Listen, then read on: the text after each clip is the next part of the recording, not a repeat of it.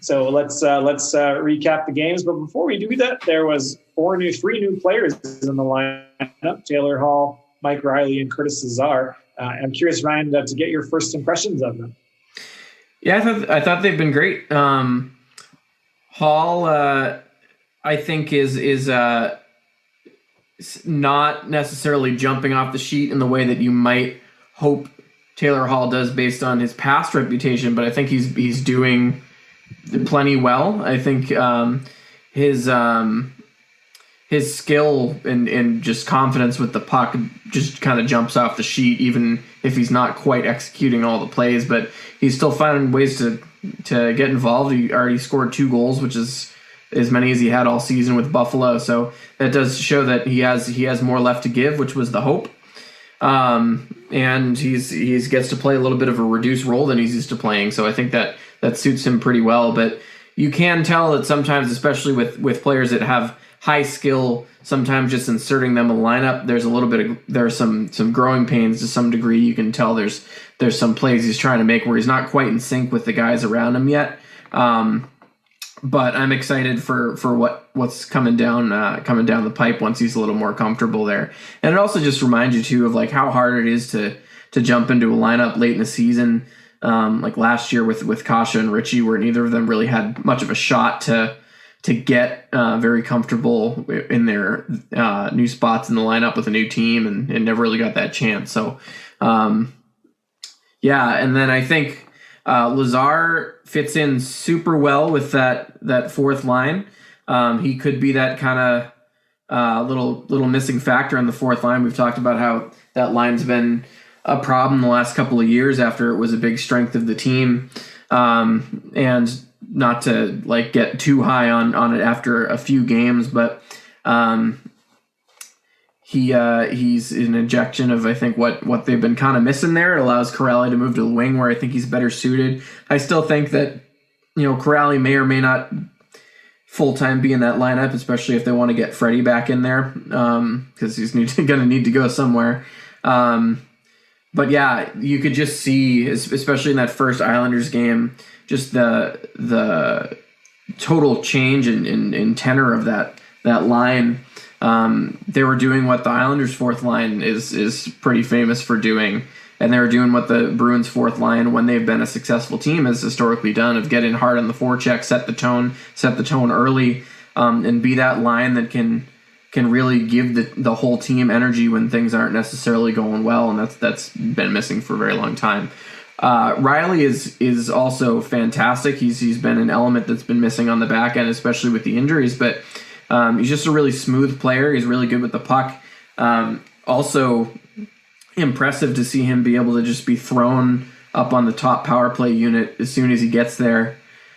He's been kind of a revelation, but you can also see some of those deficiencies in his game a little bit on the defensive side. There was a goal that the Caps scored today, the Oshie goal right at the end of the first period there, where he got caught on a bad pinch and then he managed to get back in time, and then he just kind of drifted off Oshie off to the side of the net and gave him the front of the net. So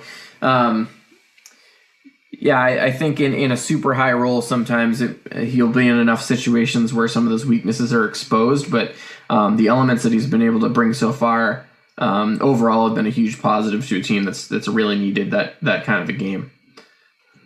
Yeah, I've been interested in watching these players. There's been points in each of their careers where I was like a little more aware of them and then sort of lost track of them. So obviously Taylor Hall had that MVP season. I'm aware of it, but the time where I probably was most aware of him and watched him the most was some of his earlier years in Edmonton, because we had a friend on the team, and so because of that, I sort of followed the team and read a bunch of Edmonton stuff, and it was kind of interesting to learn about him. And then again, when he popped up on the MVP radar, I think he made some good points around where he is in the lineup.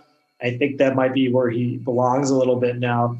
He's been such a central figure on a team, an MVP winner, just a top line guy for so long, and I'm not sure that he is that anymore at 29 and a half, turning 30 pretty early into next season.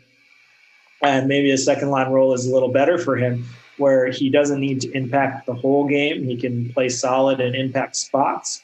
And so that, to me, his sort of skating is so pretty. If you want to, if you have a kid and you want your kid to learn how to skate, copy Taylor Hall. He's such a nice skater, such a good fluid stride. Like he can get going pretty quickly. So even if he's lost a step, he's still one of the better skaters out there. I'm not saying he's lost a step, but yeah. He's one of those guys that looks like he's, based on the way his legs are moving, doesn't look like he's moving that fast, but he's moving so fast just because he's got such a smooth and powerful stride. Yeah, that's such a common misconception when people evaluate players sometimes. Like, oh, he's going so fast. It's like his body's moving a lot. But that's not very efficient. That's a waste of energy, right? He has such a good, fluid, long stride, and it's powerful, right? And that's why he can make plays at speed so much, because the rest of his body's able to, well, he's got a great brain for it, but the rest of his body's able to adjust because his lower body is so in sync, which is fun to watch. But you sort of have seen it these last 4 games, like in spurts come up, like off the rush, in that attack, that give and go with Krejci, give and go with Smith earlier in the week, which he didn't get an assist for, but it probably should have. I think that was in his first game, actually. He's put up points in all the games since. So that's really a nice role. He doesn't have to be the superstar anymore. He can just concentrate on little plays and taking his spots when he has them, which at this point in his career, whether because of age or just because of his confidence after being in Arizona and Buffalo, might be just a great role for him. So I kind of like that. And he's been fun to watch. And definitely, I think, like I said last week, and now seeing it in person, he's definitely a much better playmaker than I realized. But I don't think it's necessarily that he has a vision that's like beyond others. I think it's just that he can make plays at speed better than most can. So that's really a cool thing to see.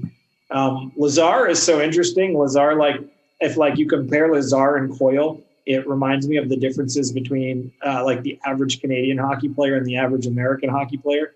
So the average American hockey players like Coyle, they're like a good skater, especially their straight line skating. Although some of the younger guys are getting pretty good at the edge work stuff, but straight, and they attack you one-on-one a lot. They really like to attack off the rush or attack you one-on-one. Whereas Lazar is more like a Canadian boy. Like his stride's not quite as solid, but he can go east-west a little better, and he'll get pucks deep, and he'll get on the cycle. And it's so interesting. If I were to take a prototypical player from each, those would be the two. But he brings that style that Cassidy just loves. Lazar is going to be his favorite player. He's going to like Lazar more than Marshall.